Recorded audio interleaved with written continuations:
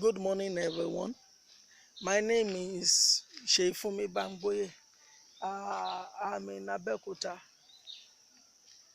a city in Ogun State, Nigeria, West Africa to be precise. I'm going to be discussing with us this day what I call, firewood business in Nigeria. I'm already in the bush here, as you can see. There are various types of wood in this place where I am. We have some that are hardwood, we have some that are softwood, and firewood business in Nigeria is similar to the charcoal business in Nigeria, which I've been for the past over 10 years that I've been in that business. And there are various types of woods that we use for charcoal, and there are various types of wood that we use for firewood. Number one, what is firewood? Why do we need firewood? We use firewood majorly for cooking, for cooking, and for melting in some places. It depends on what you are doing and what you are planning to eat. They also use it for eating. Bakery, they make use of firewood because they need large quantity of it. To bake bread, to bake cake, to bake in some situation where the cost of charcoal is very high. They consider firewood as an alternative. Firewood is used as an alternative, and we have to just make sure that we understand what we use this firewood for. There's various things that people use for, but majorly and the most common of it is that people use the firewood. They use it for cooking, from simple cooking. Some those people that have to cook large quantity of food. In terms of cost, firewood is better when compared to using gas, and when compared to using kerosene, using other form of fuel, to cook. They consider firewood as the best option, and firewood is very cheap when it comes to usage. It is very cheap. Not only very cheap, you can easily get it. Even if you don't have money, you can easily get firewood. All what you need to do is just go to the bush. You will see some wood that has fallen as a result of maybe storm or whatsoever, and you will just cut their branches and use. But we are not talking about those ones today. We are talking about using it for business in Nigeria. If you want to use it for business in Nigeria, it means that you need large quantity of wood to cut. And when you cut it, it's not immediately that you cut no wood that you'll be able to use it for firewood. No. When you cut it, it will take time for this wood to get dried. It is dry wood that people use for firewood. And even, people consider it as the cheapest form of what's it called now, of cooking majorly is the cheapest form of cooking. Anywhere people get to, they felt that when you want to use firewood, it is the cheapest of all. And there are various parts, it's available in Nigeria and West Africa in general. Woods are available everywhere. There is no place you get to that you are not going to see firewood. There is no place you get to. If you stay in urban area, firewoods are all there. If you stay in a rural area, firewood are all there. And there is no quantity of it that you want that you will not be able to get. Is available in higher quantity.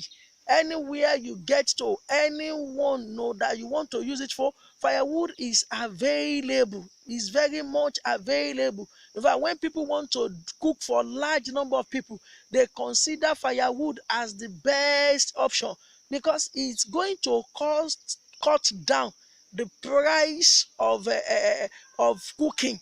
It's going to, to cut it down. Though because of some things, it may be a little bit not readily available. But no, in Nigeria, in West Africa, it is easily available. You can get it, and you don't need to do much stress You don't need to do much stress, and that is why firewood is, very much available and advisable for you to use. It's the cheapest you could get, but we have some challenges.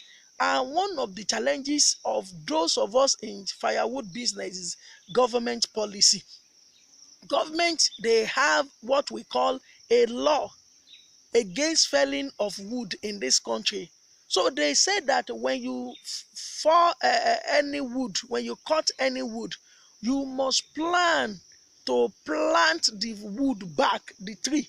When you cut any tree, you must plan to plant it back. But those of us in business, we don't have the luxury of time to do that. So what we did is this one. Government now came up with a kind of plan, and the plan is this one. The government, they employed some people that immediately we that were into business of cutting wood, we are cutting tree, we are done. Those people will go and do the planting on our behalf. So they charge us for this. So they call it, permit to cut wood, permit to cut wood, and that is what we have been doing. So if you don't have that permit, if you are moving your firewood or anything that has to do with wood like charcoal, and you don't have that permit, then it means you have gone against the rule, the law of the land. So once you have permit, you are safe. And in some states in Nigeria, for example, they don't even allow cutting of wood at all. They don't allow it. They don't allow it like we allowed it in Nigeria, in Ogun State, where I am doing my business. They don't allow felling of wood. They thought that people, the volume of wood that people will cut, it will not be commensurate to the one they will plant, and the number of years that each wood will have to grow. So because of that, some states does not even, no, they do not allow felling of wood in their state. But in the place where I am, Nigeria, they allowed it. But the allowance is that once you fell any wood, any tree, you must plant the tree back. You must plant the tree back, and that is the policy. And because we cannot do it, they collect money from us and charge us, and they do the planting on our behalf. So that is just that by the way. Now, how will you know a wood that is mature for you to cut? Number one, it depends on the wood that you want to cut. We have mahogany, we have teak, we have so many hardwood. Hardwood is the best. Hardwood is the best. Though those people that do furniture, they use softwood like Milina is good for furniture, but we are not into that. Milina is not good for those of us that are into firewood business. We don't use softwood, because softwood is going to spoil your business. Not only spoiling your business, people will think that you are too lazy, and when the volume of firewood they will use to cook a pot of rice, if it is softwood, it will double or triple. You understand? So that is why hardwood is preferable for you to use. How do you now go about it? When you see a wood, there is a way that we that were into the business, we know, like the one that I'm at the sitting in front. I don't really know the botanical name because I'm not agriculturalist. But in our local language, we call this one dongoyaro. As you can see, this one is mature enough to be cut. You can cut this one and it will produce good firewood because it is hardwood. It is hardwood. It's very big. You understand? Those in agric, they are going to use tape to measure. They will measure the length of each of the branch that they intend cutting. They will know whether it is old and mature enough for them to cut. But we don't do that. We have been taught that when you see a tree, you look at it. How big is it? Like this one now is over 10 years that it has been planted here, and so it can be cut. But some are not mature. I can't see anyone that is as that is not as big as this one. Those ones are not mature, but we use our own training that people have trained us, those people that train us into this business. So those are the things we use, and majority of the people involved, they are not even educated. That's the funniest part of it. They are not educated. Those that do this business, they are not educated, so they don't really have a kind of lay down policy to know the kind of wood they are to cut. But government tried all their best to make sure that they have the forester, that is the agent of government, that before you fall any wood, before you cut any wood, they will certify that this wood is mature for you to cut. But how many workers do they have? They only have few of them, and few people, they can't be everywhere at the same time. So it may not be all that possible for you to consult, a forester before you fall or cut any tree. So that's one of the challenges we are facing presently. Now let's go to the business, that is, how can you make money from this business of firewood? As I have said, you can, once you've identified a tree that is mature, you cut it, not with cutlass. There is a machine, there is a saw that we use for that. The saw, is going to cut it down. And to know the number and volume of wood, a tank is going to cut, it depends on the person cutting it. So when you cut it down, because it's firewood, it must be dried before you can use it. So you will leave it for some times, let's say either a month or 2 months. So if you are cutting now, you should know that you are not going to market your product immediately. It will be after a month that the wood will have been very dry before you can move it, to town. And those people that cut it, you will tell them to help you. There's something we call pieces. They will pieces the firewood in such a way that the vehicle that will be coming, maybe you are using capstar, maybe you are using trailer, depending on the volume of market that you are having. You will need to invite them. They will come and see it. You understand? That will determine the kind of vehicle you are going to invite. But you will need to cut into pieces. You will need to cut into pieces. There is a load, that makes a full capstar. And presently, a full capstar, if you are the one that cut it, you have to buy the wood from those that owns the land, because it's not you that planted it in the first place. So those people, they will collect, maybe for one load now, they collect 5,000 from this place. You understand? And the capstar that we move it is going to collect 7,000. It varies between 7,000 and 8,000. And you are now going to market it to those people you want to supply 20,000, 25,000. It also varies. It depends on, the kind of wood, how hard the wood is, that you are going to give it to them. But it is advisable in most of the time, that you should make sure that you look at the market first, that you want to sell your firewood before you move it. Firewood is not a business that you move and you'll be looking for people that do you want to buy. We don't do it like that. We supply those people that used to sell in bid wholesale from farm. You move it to town, to the shop of those people that are going to sell. So it is a good and a cool business. It's possible for a vehicle to move about 3 times in a day, and averagely, after deducting all logistic, all permit, all government license that you have paid, you are going to make about 5,000. And when you calculate 5,000, in 3 places, that's 15,000. When you now multiply 15,000, maybe you are able to even work 5 days. You know how much you are going to get. It's a good business. It's a good business. And even when you have paid those people that will help you to load the firewood, to pieces the firewood, you still have something reasonable to yourself. So it's a business that really pays in this part of the world. And even, do you know that we export firewood to other nearby states, to nearby country? I told you the other time that some states, they don't allow them to cut wood.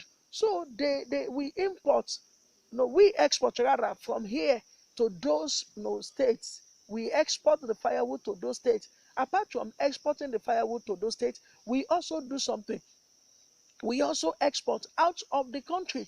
But the one we're going to export out of the country, we have to process it. There is a way we process those ones.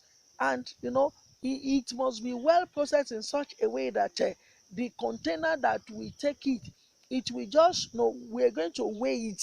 It has weight limit. It has to be weighed. We're going to weigh that one, and when you weigh it, you load it inside the container, and when you load it, the container will just move it like that, and it will go to where it will be shipped to the other country. So that's another one. Then we have this Yoruba. There's a way Yoruba firewood. No, there is a way we prepare our home. Then those in the northern part, that is, we are in the southern part of the country. Those that are in the northern part of the country, there is another way they also produce their own.